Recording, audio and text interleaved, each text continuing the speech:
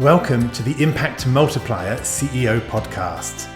If you're a chief executive or if you think like one and you want to create exponentially greater impact, then this show is for you. My name is Richard Medcalf, founder of Xquadrant.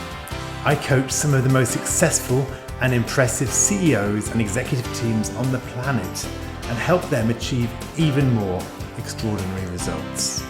Because no matter how successful you've been in the past, there's always a whole new level of impact available to you. So, if you're ready to play a bigger game than ever before, I invite you to join us and become an Impact Multiplier CEO. Jason, hi, and welcome to the show. Thanks for having me. Hey, I'm going to jump straight in. You've just written a really interesting book, Build for Tomorrow, and I want to know, how on earth could anybody, who on earth starts their 4-part methodology with panic? How can that be the first step in any methodology? That's a really funny point. So for those who don't know, the 4-step methodology, well, it's not a methodology so much as the phases that we go through, and then I give you methods to manage them, is panic, adaptation, new normal, wouldn't go back. You know, it's funny, when I thought about this and kind of developed it, I thought this something similar. It's like, well, what do you do with panic? But then I realized that panic is the thing that is most recognizable and relatable. And it's nice to start with something where people immediately get to say, oh, I see myself in that. I am in the panic phase right now, or I just got through the panic phase and I'm not exactly sure what to do next. So I found that starting it in a way in which it's, you know, as a guy who comes from media, I think a lot about on-ramps. It's a constant thing that I'm thinking about whenever we're making a magazine, whenever I'm writing an article. What is the on-ramp for people? How do people get into this? Is there an accessible enough entry point for people? And I think panic actually functions as that. Yeah, so I don't know whether you know this, being someone from over the pond, obviously, but in Britain there's a really famous TV program called Dad's Army, which was it was a wartime comedy of all the old people who would be left behind who had to form the home guard. They're all retired people. A very famous thing, and one of the corporals is always running around shouting, "Don't panic, don't panic!" But of course, working himself up into a blind panic at the time. So Jason, I know I kind of jumped through at the deep end there, so we perhaps want to rewind a bit. But I think it's really interesting because, okay, so so let's find out what this book's about, what your work's about at the moment. So phase one, or this first part of the process, is around, okay, we're panicking. So let's kind of zoom back out. What are we panicking about, right? Right. What's the problem that you've been researching and working on over these last few years? What are we panicking about? So let's give some context here. So I, as editor-in-chief of Entrepreneur Magazine, I used to get asked all the time when I got this job. It was 2016, and I started going on podcasts. People started inviting me to events, and they kept asking me this question. This question was, what are the qualities of a successful leader or entrepreneur? And I was trying to understand why people keep asking me this one question. And I came to realize that if you listen to the questions that people ask you, what you discover is that questions are really people telling you what they think your value is to them. And if you can understand how they see you and see your value to them, then you can anticipate it and be even more valuable. It's a pretty powerful insight. And so I thought, well, okay, why are people asking me this question? The reason they're asking me this question is because they see me as a pattern matcher. As an editor-in-chief of Entrepreneur Magazine, I get to talk to everybody, and therefore I get to see the patterns across individuals, both incredibly successful and successful in their own right, but that aren't famous or anything, and see what it is that drives their success. And I thought, okay, well, I need an answer to this question.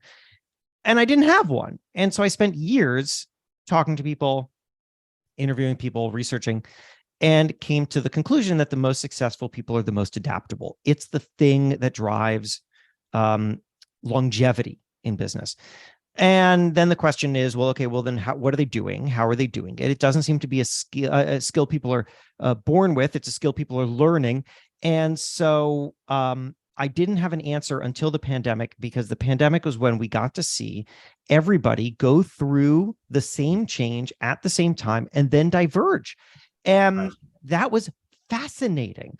And that's when I came to this realization that everybody goes through change in these 4 phases: panic, adaptation, new normal, wouldn't go back. Because even the people who moved fast during the pandemic, they did panic. They just panicked for a shorter period of time, or it wasn't as debilitating, or they used that panic to drive action in a way that some people, their panic drives inaction. And that was what I ultimately wanted to understand, was what are people doing? How are they doing it? And how can we all move through these phases faster so we can all get to wouldn't go back? Got it. Okay. So yeah, so your book is really about, and what you've been researching is really about how to be adaptable, right? And I guess, and you've used the pandemic as one example of that, but presumably the pandemic's kind of obviously, hopefully, fading out a bit. A unique experience. Yes. Right. Yeah, but yeah. Certainly. So here's the question: why do we keep panicking as change hits us? I mean, what is that about? That's about confusing change with loss. And this is something I came to recognize as a pattern throughout history as I studied the history of innovation, which I'm fascinated by, and also about how entrepreneurs and individuals navigate change. And then I found it rooted in psychology, which is loss aversion theory, which is that sort of decades old, long confirmed theory that that we are naturally more focused on protecting against loss than we are in gain. We will obsess over what we might have lost rather than what we gain. I mean, I remember it myself in, this is a slightly dated reference now because Bitcoin is in the toilet, but when Bitcoin was on the rise, I bought it very early, and I bought it at $4,000 a Bitcoin. I sold it at $16,000 a Bitcoin. And so I made some nice money, not a lot. I mean, I bought 2 Bitcoins, so we're not talking about riches here, but then I just was sour as it reached the $50s and $60, because $60,000 mark, because I just kept thinking about all the money I could have earned, all the things that I perceived this as a loss, even though it was a gain. I made money, and we all experience some version of this. We always focus on loss over gain. So when change happens, the first thing that we do is we identify the thing that we're going to lose. We say, because this is changing, I will no longer have access to this thing that I am comfortable with or familiar with, or the way that I've always been doing it. And that I experience as loss. And then, because we want to know the future, we extrapolate the loss. So we say, because I have lost this, I will therefore lose that. Because I've lost that, I will lose this other thing. And now I've lost my status, or I've lost my connections, or I've lost my relevancy to my consumer. Whatever the case is, we focus so much on loss that we don't even begin to try to hypothesize or seek the gain that will come from the change. And that is ultimately what we need to do. Fantastic. Yeah, fascinating. Yeah. So, and I can see that plays out so often. Now, in terms of this podcast and the audience, right, many people on this, who listen are already successful business leaders, entrepreneurs. They're probably thinking, hey, I don't have any problem with change. Right. I love change. I already know this. Yeah.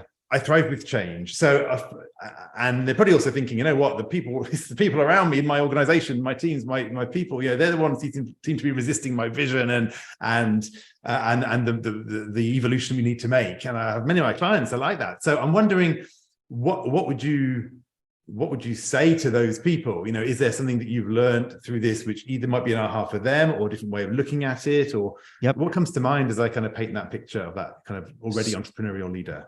So it's a great question. And it's one that comes up a lot. I do a lot of speaking to executive groups, and let me give you 2 answers to that. The first one is, I think leaders often forget that they have had a lot more time to think about and adjust to whatever new idea they have or new change is coming than the people who they are introducing it to.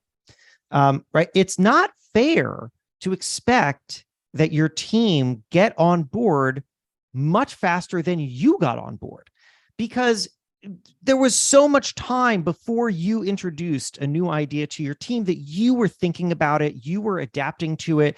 I mean, haven't we all done versions of this in our own work? I sure have myself, where I have an idea for something new, or maybe I say, you know what, this thing that I've been doing, I don't think that it's working as well as it should, and I should change. And that idea feels terrifying, and it doesn't leave my brain. I haven't articulated it to anybody else. I haven't done anything about it. I sat with it for a while, and eventually I got to see a way through it. I adapted to it.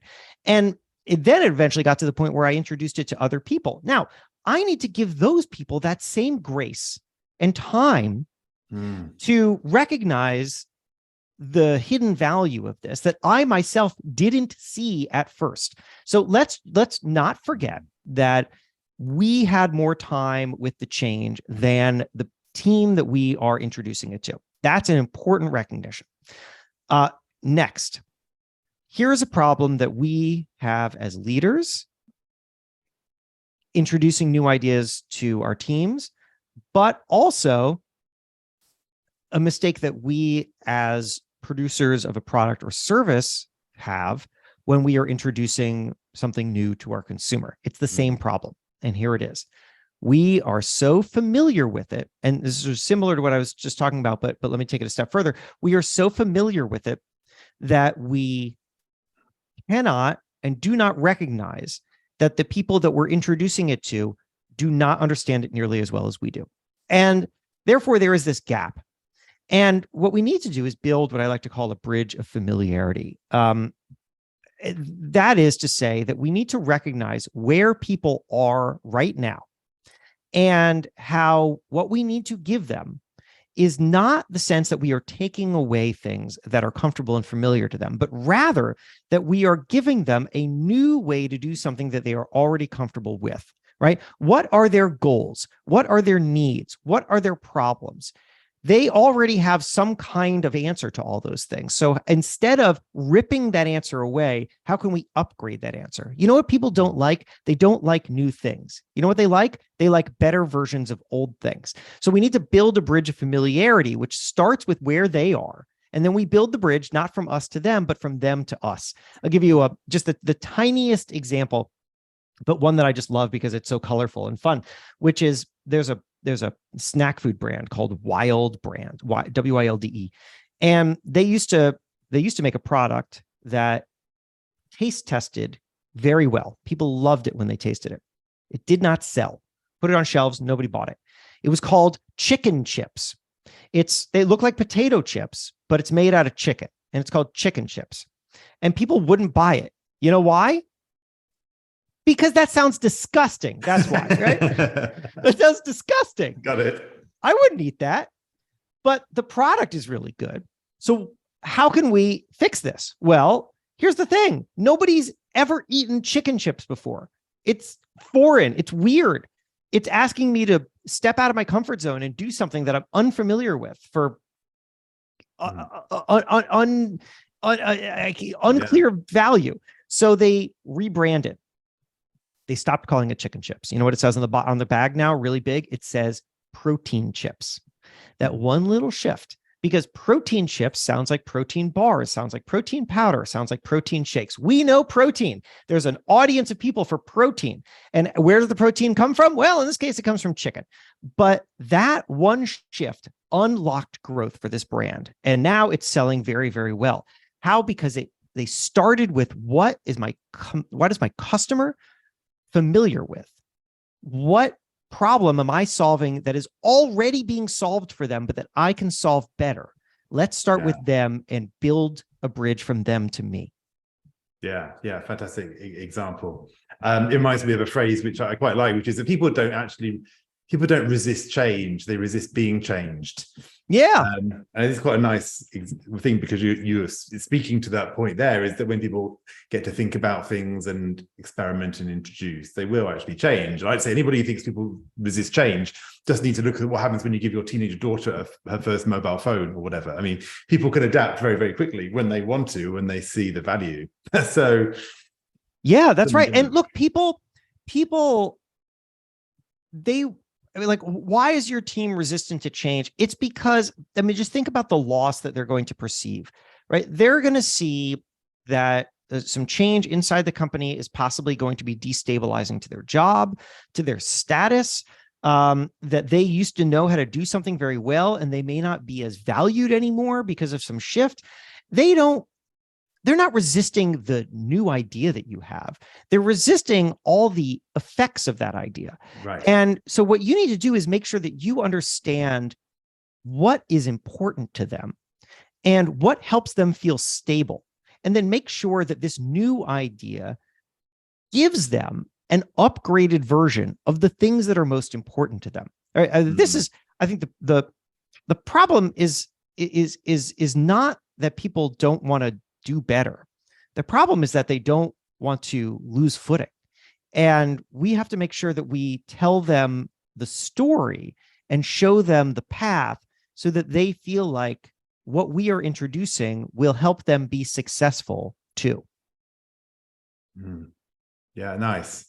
So we started off this this framework that you have around adaptability and transversing through change, and we talked about panic at the very, very start, and then I know you also referred to it, this wouldn't go back, which is the fourth step or the fourth phase in this process. So do you want to just kind of zoom forward to wouldn't go back and explain what's that about, right? In this, people have this change, it feels difficult.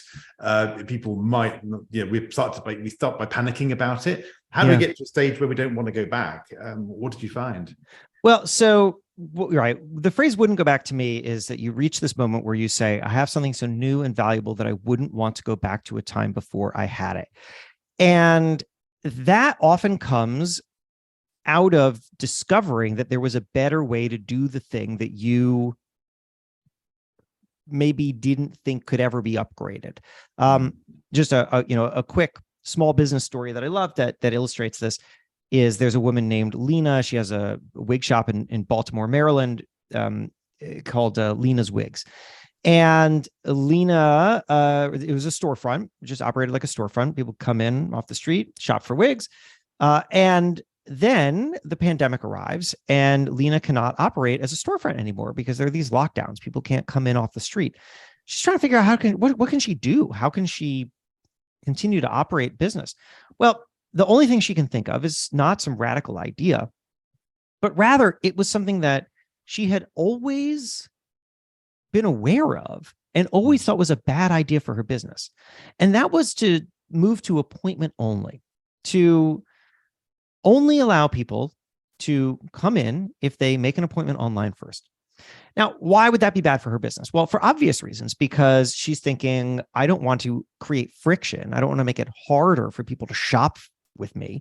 And online appointments means that someone has to think about it in advance, schedule a time, and come in later.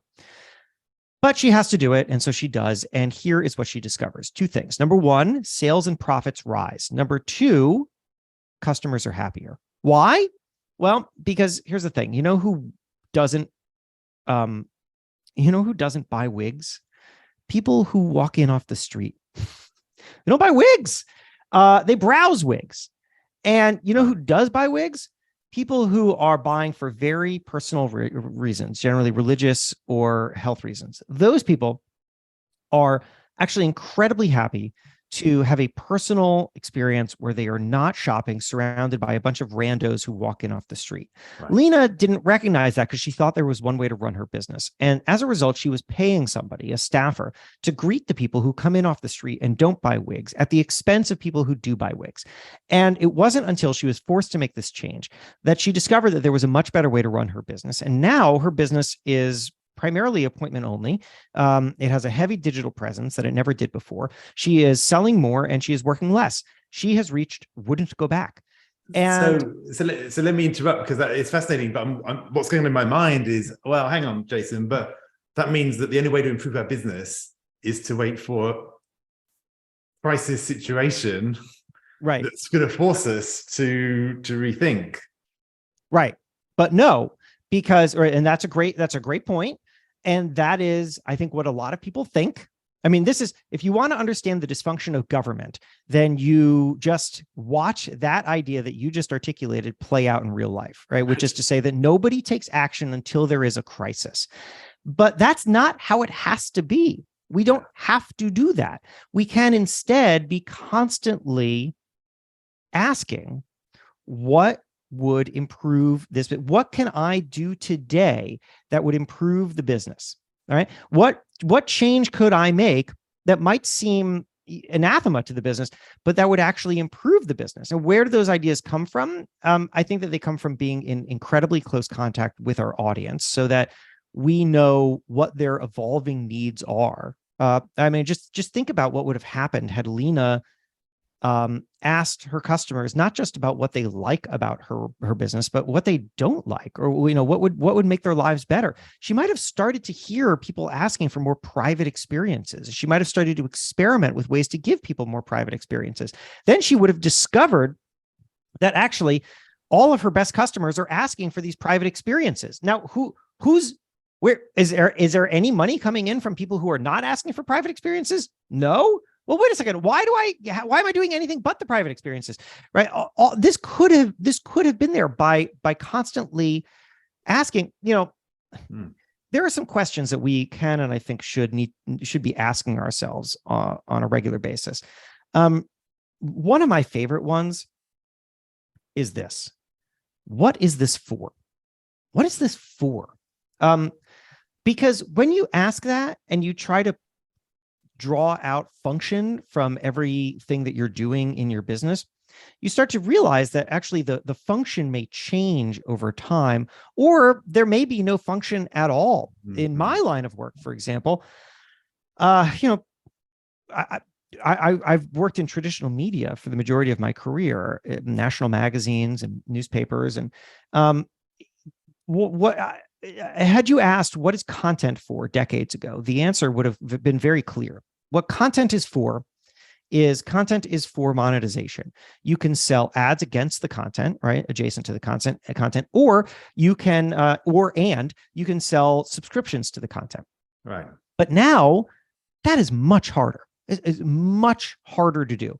Not to say impossible, but the available advertising and subscription dollars are shrinking rapidly, and I don't think that they're ever going to reverse course. So then you must ask yourself, well, what is content for now? If it's not for monetization, is it for anything? Should we all just like close up shop? And the answer is no. To me, content is for relationships. That's what content is for. Now, with that answer, I can start to think of entirely different business models. If content is for relationships, then what is the relationship for? Well, the relationship is for trust, and people will buy products and services from you because they trust you because of the content, which means that a media company needs to start expanding outward into products and services that will deliver upon the trust that they have built because of the content.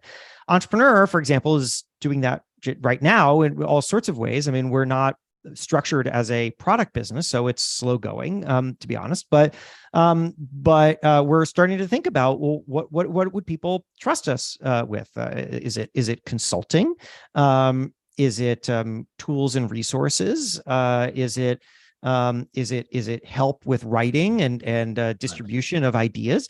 And those are already turning into very interesting and in some cases significant lines of business. And that we don't need to wait for a crisis in order to do that. We just need to be constantly asking questions like, what is this for? And then taking the answer seriously. Hi, this is Richard. I hope you're enjoying this conversation. This is just a quick interlude to tell you about my book, Making Time for Strategy, which is being released in January 2023. It deals with perhaps the number one challenge I've come across in my coaching work with top executives: how to get out of the weeds of operations and make time for the high impact strategic work that will lead to breakthrough results.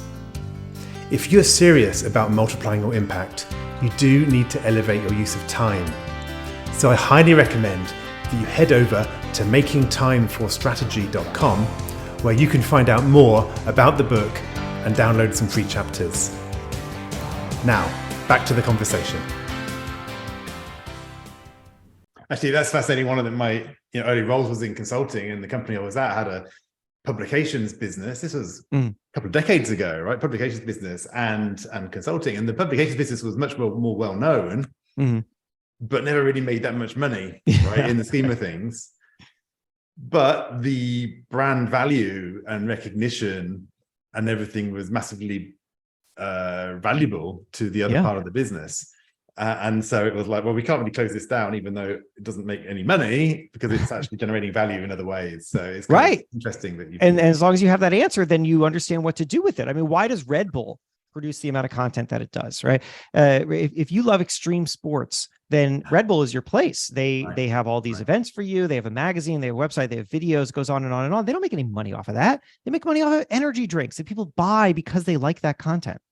Yeah, absolutely. Okay, so this is great. So let's just kind of zoom back out a little bit. We've been talking about this journey of adaptability, and you talked at the start about why you wrote the book. The people who were asking you about what makes a great entrepreneur or business leader.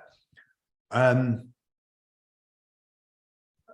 did you really write the book? I mean, what I mean by that is, you could have picked all sorts of things that people were asking or things that were going in conversation, but there's something about this topic which fascinated you, resonated with you, spoke to your past. I don't know, something probably was there, because it's a lot of effort to really do the work that you've done on this book. So what was it that lit a fire in you? Yeah, I love that. I mean, look, there are two answers to any question, right? There's the public answer, and then there's the strategic answer. And you heard the public answer. So I'll give you the strategic answer. The strategic answer is this. Years and years ago, when I first became editor-in-chief of Entrepreneur Magazine, I came to this realization about a year in, which was that this is a massive opportunity that goes beyond just doing a good job at the magazine. Although, of course, I want to do a good job at the magazine, but this now puts me in a public role, and people have expectations of me, but also are interested in me in a way that they weren't before. Right before this, I was an editor at other magazines, but nobody cares about the editor unless they're the editor-in-chief. And so I started to explore speaking. It seemed like a really good business, but I was struggling to get any speaking gigs outside of like EO, entrepreneur organization, and YPO and stuff. And I was talking to somebody in the industry, and they said to me, "You know what your problem is? I'll tell you your problem. Your problem is that the best gigs in speaking are like corporate gigs, because they're endless and they pay well. The problem for you is that as the editor-in-chief of Entrepreneur Magazine, these corporate event bookers are all going to think that if they bring you in to talk to their team, that you're just going to tell their team to quit their jobs and start their own businesses." And I realized that the challenge that I had was that I hadn't defined myself outside of my job title. Right? People didn't know me as anything outside of just that I had this role. And so then they were just going to make an assumption about the role. And I started to think, well, what could I be known for? What do I have to offer that is uniquely me in this space that I believe in, that excites me, that I have a personal connection with, but that also, let's be frank, has a market value? What is that? Well, hang on. So we could drill down into that strategic answer, which I think is great, what you're giving.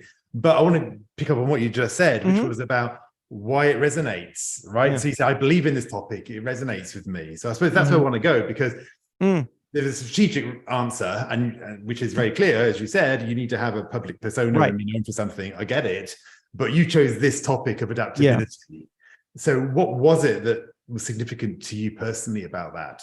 What was significant about it was I spent the first maybe year or two as editor-in-chief of Entrepreneur Magazine trying to figure out what was the overlap of my experience and my audience's experience. Because I will be totally honest with you, I've already given you the answer, actually. I have a media background. I don't have a business background. I have never built and sold a company. So what on earth am I doing telling other people how to run their businesses? It's absurd. It's absurd. It's gross. And it's the reason why, by the way, when somebody hires me to come in and talk to their executive teams, the first words out of my mouth as soon as I get up on stage are, I'm not here to tell you how to run your business. You know how to do that. And then I said, the next thing I say is, well, what I am here to do is tell you how incredibly smart people think, because that's what I'm good at. I'm good at understanding how people think.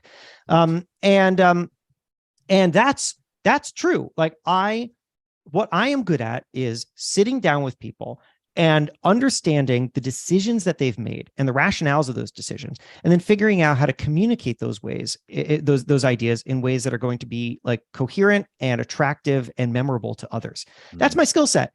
And the way that I have built my career is by taking a lot of risks and reinventing myself and running into a lot of dead ends. And I've bounced around everywhere. I've worked at men's magazines. I've worked in local news, and I constantly force myself to build different skill sets, reinvent, rethink, be uncomfortable. And I found that entrepreneurs do exactly the same thing. And I realized that's where I can relate. Yeah.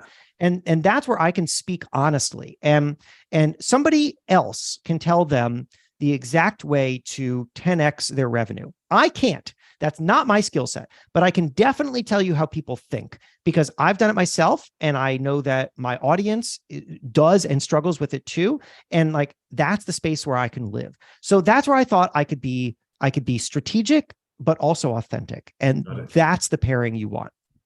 Yeah, I love it. It's, I talk a lot in my own business around strategy, leadership, and purpose, and I love going to strategy. I'm a born strategist, right? I mean, I did that in my career. I've always been strategic, but I realized that you have to be moved yourself before you can move others, and you have to have something which is deeply meaningful for you to be strategic about. Otherwise, it all gets very analytical. Right. You're not bringing people with you. And that's why I wanted to kind of try and just dive in a little bit deeper to find that thing, which is like, this is, I've done this all my life. I've always been adaptable. I've always been understanding how people think. And that's the gift that I can bring, which is what I can hear from you. Yeah.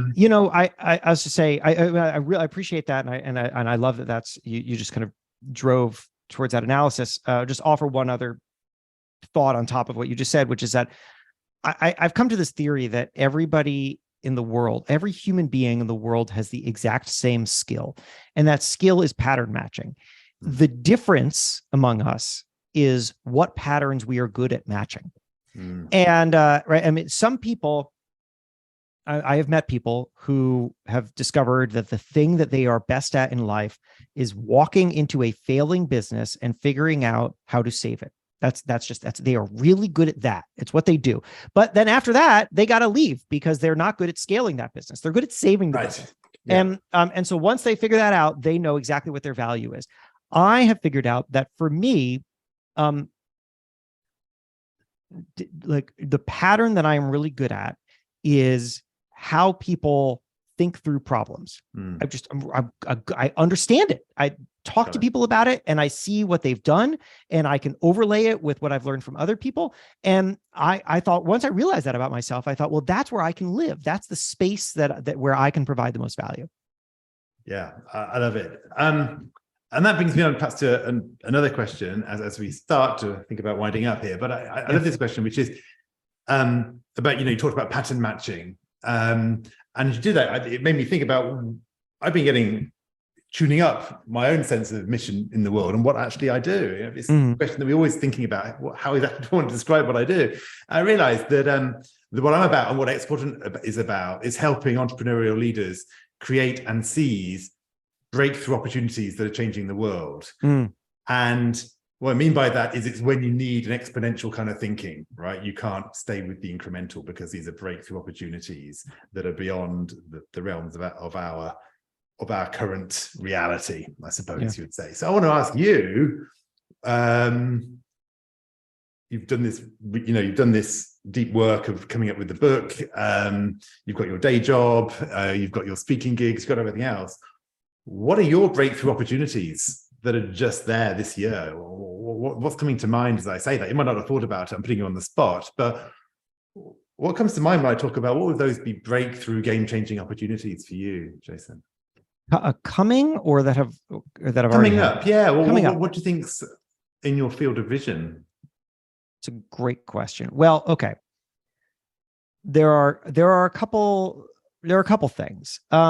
Number one, so one of the things that I do in addition to what we've already described or discussed is podcasting. I have these shows that I've been hosting by myself for a while. One I do with Entrepreneur, one I've been doing by myself. It's a complicated show, and I've really struggled to scale it. People who listen to it love it. I have people who have been listening to this thing for years and years, but I just can't seem to scale it. Like it's plateaued, and it's killing me. And I have made the decision this year to put that on hiatus and shift my energy towards another show that I'm doing with a friend who has built a team. That friend is Nicole Lappin. She's a best-selling money expert. We have this new show. It's called Help Wanted, and it's about helping people.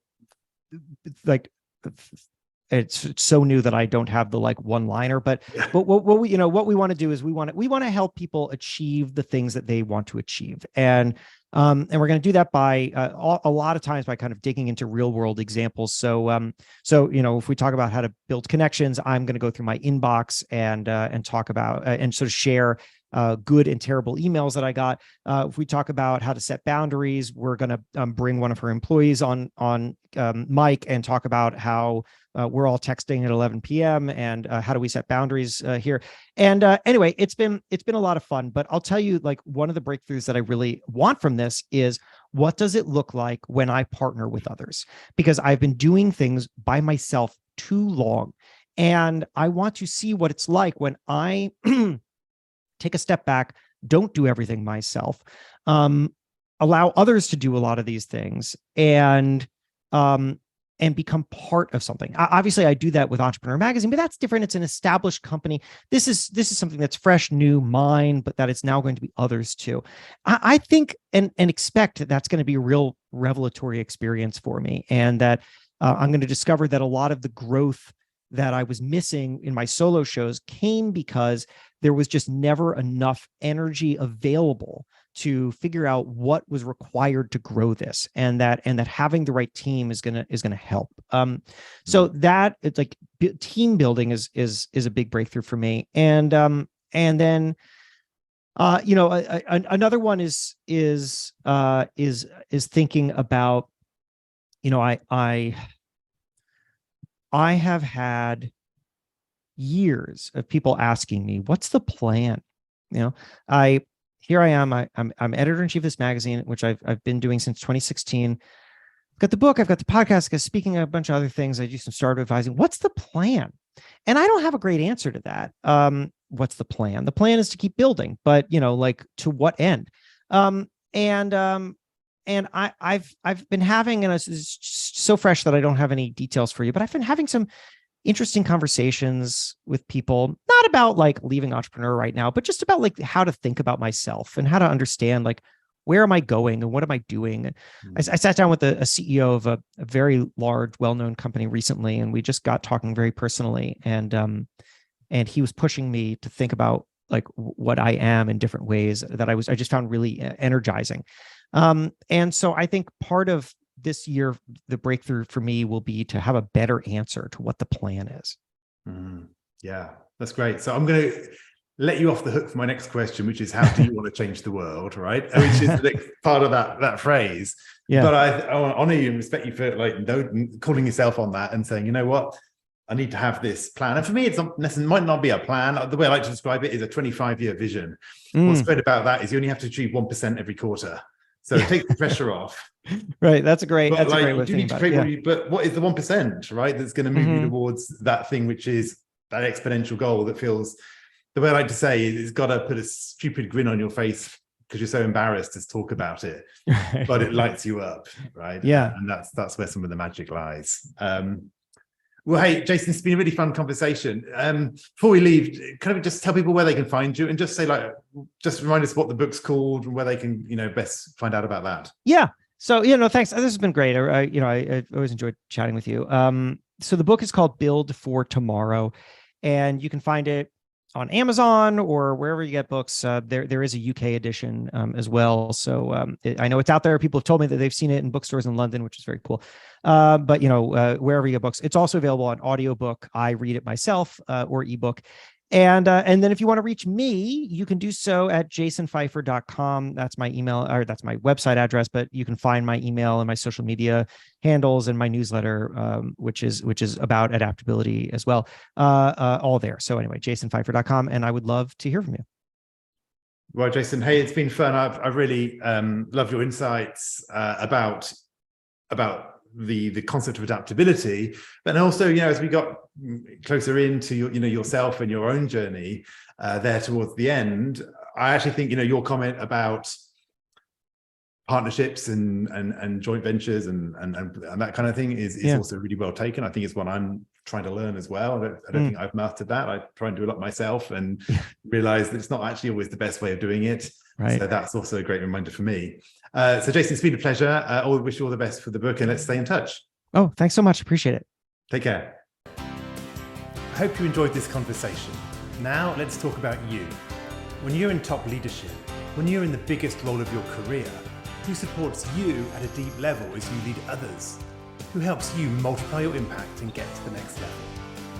If you're ready to learn more about our content, our coaching, and our community, then visit us at xquadrant.com.